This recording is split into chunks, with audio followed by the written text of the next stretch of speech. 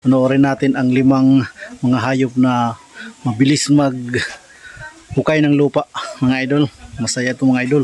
Subscribe nyo ito mga idol. Free Thinking Channel mga idol. Dahil sa kanya yung video na ito mga idol. Okay, panoorin natin ito ng sabay-sabay mga idol. Go! Sa video na ito, may kilala natin ang mga hayop na veterano sa paghuhukay ng lupa. Una sa ating listahan ay ang mga mole. Isa itong uri na palagi nagtatago sa ilalim ng lupa. Mukha itong daga, itong kamag-anak ng mga hedgehog. Makikita ang mga mole sa iba't ibang sulok ng mundo mula Amerika hanggang sa Asia. Palagi itong abala sa paghukay dahil paborito nilang kainin ang mga uod at insekto na nagtatago sa ilalim ng lupa. Para siyang baboy Ang ramo. mga mole sa ating listahan dahil sa loob Parang lang ng baboy isang ramo lang. oras, kaya nitong maghukay ng 15 talampakan. Katumbas ito sa tao na naghuhukay ng 1 milya sa loob lang ng 1 oras. Nagagawa nilang humukay ng malalim dahil sa kanay at matutulis na kuko. Ibig Grabe. sabihin, kung meron ka ring malaking kamay, mabilis ka ring maghukay ng lupa. Napaisip tuloy ako, ano nga ba ang pinakamalalim na hinukay ng mga tao? Para malaman ang kasagutan, dapat mong matuklasan ang Wooding Dean Well sa bansang United Kingdom. Yang nakikita mong maliit na yan ang Wooding Dean Well. Ito ang may titulo bilang pinakamalalim na hinukay ng mga tao nang hindi man din tao lang ang gumawa niyan. anumang makinarya. Mano-mano itong hinukay ng mga tao noong 1858. Nagsilbi itong irigasyon ng tubig sa mga sinaunang tao. May lalim ito na 1,280 feet. Katumbas yan sa kabuuang tangkad ng Empire State Building. Pag ako ang nandito, maghuhulog ako ng piso dahil pakaswertehin pa ako. Sa ngayon, nilagyan na ng takip ang Wooding Dean Well dahil peligro na may mahulog sa butas nito.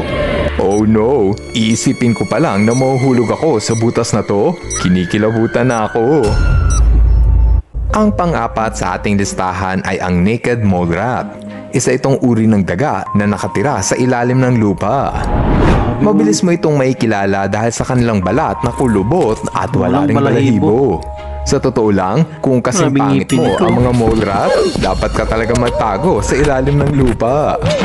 Importante sa ngipin ito. mole rat ang tumira sa ilalim ng lupa Dalawa yung dahil ano. dito nila binubuhay ang kanilang pamilya. Meron silang maliit na komunidad na kinabibilangan ng 80 miyembro. Sila ay mga herbivore dahil kinakain nila ang mga halaman na tumutubo sa ilalim ng lupa gaya ng kamote, carrots at patatas. Ang mga naked mole rat ay kabilang sa ating listahan dahil kaya nilang humukay ng lalim na 15 talampakan sa loob lang ng 1 oras. Ginagamit ng mga naked mole rat ang kanilang mahabang ngipin na parang kutsilyo upang butasin ang mga lupa. Parang mga bulldog. Kahit gaano pa katigas ang lupa, kayang-kaya itong ngat-ngatin ng mole rat.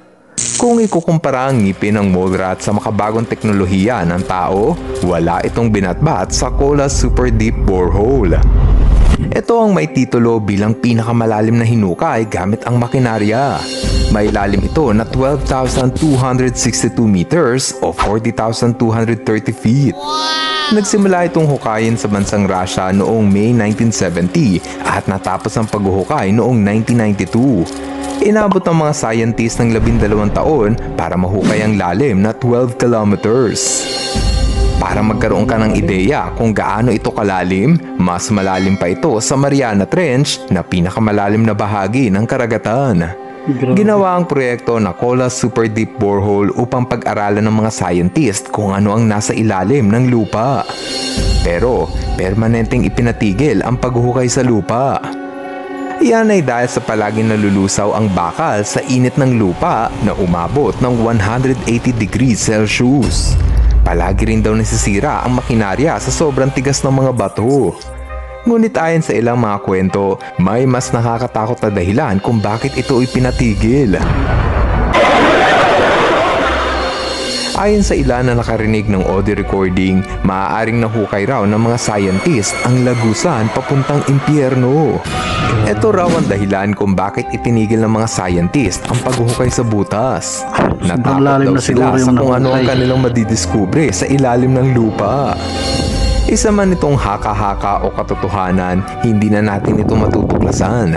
dahil ang Cola Super Deep Borehole ay matagal nang tinakpan noong year 1995 gamit ang 9 inches na bilog na bakal. Buti na lang at tinakpan dahil baka maglabasan sa butas ang mga demonyo at halimaw sa impyerno. Pangatlo ay ang mga langgam. Siguradong hindi mo inasahan na ang insekto na to ay kabilang sa mahusay maghukay. Sa mukhang maliit lang ang lagusan sa bahay ng langgam. Pero sa ilalim ng lupa, dito mo makikita ang lawak ng kanilang teritoryo. Para mas lalo mong maunawaan ang husay ng mga langgam, tunghayan natin ang pagbuhos ng semento sa butas ng kanilang bahay. Sa loob ng 3 araw, nagawa nila magpasok ng 10 toneladang semento sa bahay ng langgam. Pinamunuan ito ng propesor na si Luis Forti. Pagkalipas ng 1 linggo, tuluyan ang natuyo ang semento. Dito sila nagsimulang maghukay ng lupa. Unti-unting nadiskubre ni Professor Luis Forti kung gaano kalawak ang koloni ng langgam. Ang mga bawat bilog ay nagsisilbing kwarto ng insekto, samantala ang gusa na ito ay ang siyang kalsada. Talaga namang mamamangha ka sa husay ng mga langgam sa pagdisenyo ng kanilang bahay. Ayon sa datos, may lawak ito na 50 square meters at may lalim na 8 metro. Sa estima ni Professor Luis, umabot ng 40 tonelada ng lupa ang hinukay ng mga langgam para lang makabuo ng ganito kagarang kolonya. Ang galing, di ba?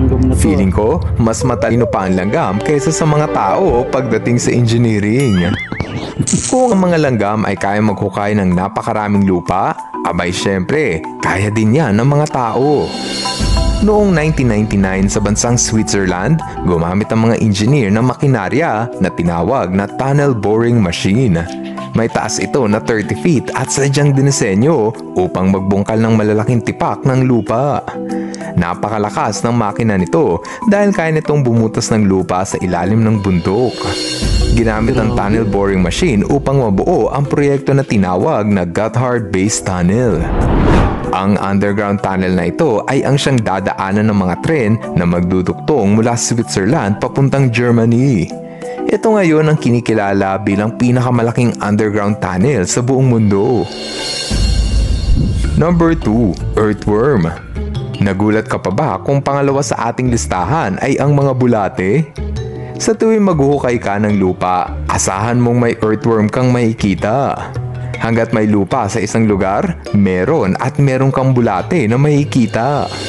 Kabilang sila sa ating listahan ng mahusay maghukay dahil kahit malambot ang kanilang katawan, kaya pa rin itong maghukay sa lalim na 7 talampakan. Kinakain ng bulate ang lupa upang sipsipin ang mga nabubulok na bagay gaya ng dahon, kahoy at pati ang pupo ng mga hayop. Ewan ko ba kung ba't maraming natatakot sa bulate, samantala ang cute-cute naman nila at sobra pang lambot. Pero kung ang makasalubong mo ay ang Mongolian deathworm, ewan ko na lang kung hindi ka matakot. Isa itong maalamat na halimaw na sa sobrang laki, kumakain raw ito ng tao. Naglalabas pa nga daw ito ng laso na kayang lusawin ang iyong balat. Ayon sa report ng mga eyewitness, makikita raw ito sa disyerto ng Gobi. Kaso, mahalaga na malaman mo na ang Mongolian deathworm ay isa lamang fictional monster. Ibig sabihin, isa lamang itong kathang isip at hindi pa napapatunayan sa mundo ng siyensya. Mabuti na lang at baka atakihin ako sa puso pag may nakita akong ganitong bulate. Ang number 1 sa ating list ay ang aardvark. Ito na ata ang pinakamahusay maghukay ng lupa sa lahat ng hayop. Ang mga aardvark ay isang uri ng mammal na matatagpuan lang sa Africa. Madali mo silang makikilala dahil sa kanilang mahabang nguso at matutulis na kuko. Dahil sa kanilang kuko, nakakayanan nilang maghukay ng lupa na malalim na 30 feet. Sa sobrang husay nito maghukay, nahukay din nila pati ang mga luma kong pictures. Palagi silang abala sa paghukay ng lupa dahil sa paghahanap nila ng langgam at anay. Ang mga insektong ito ang paboritong kainin ng mga aardvark. Pero ano nga ba ang pinakamalaking makinarya sa paghukay ng lupa? Para malaman ang kasagutan, dapat tayong tumungo sa North Dakota, USA upang masaksihan ang malatransformer na robot. Ito ang bucket wheel excavator. May taas ito na 315 feet at bigat na aabot ng 14,200 tons. Grabe, sa sobrang laki. Parang pwede na tong kumain ng building gaya ng sa pelikula. Ginagamit ang makinang ito para makatulong sa pagmina ng minerals gaya ng coal at diamante. Alam mo ba na ang bucket wheel excavator ay ino-operate lang ng 5 tauhan? Pagkatapos gamitin ang makina, mahirap itong kalasin, kaya sa halip, pinapasabog ito para ma-disassemble. Sa paglipas ng panahon, napakaraming imbensyon ang kaya ng lupa. Ngunit hindi pa rin matatawaran ang husay ng mga hayop sa ganitong trabaho. Ang mga hayop kasi ay kaya itong gawin kahit walang tulong ng teknolohiya. Ikaw, alin sa mga hayop na to ang pinaka nagustuhan mo? Ano pang hayop na magaling maghukay ang hindi ko na isama sa ating listahan? I-comment mo na yan sa baba ng video. Okay mga idol, hanggang dito na lang yung video natin. Thanks for watching mga idol. Maraming salamat sa panonood. Babus!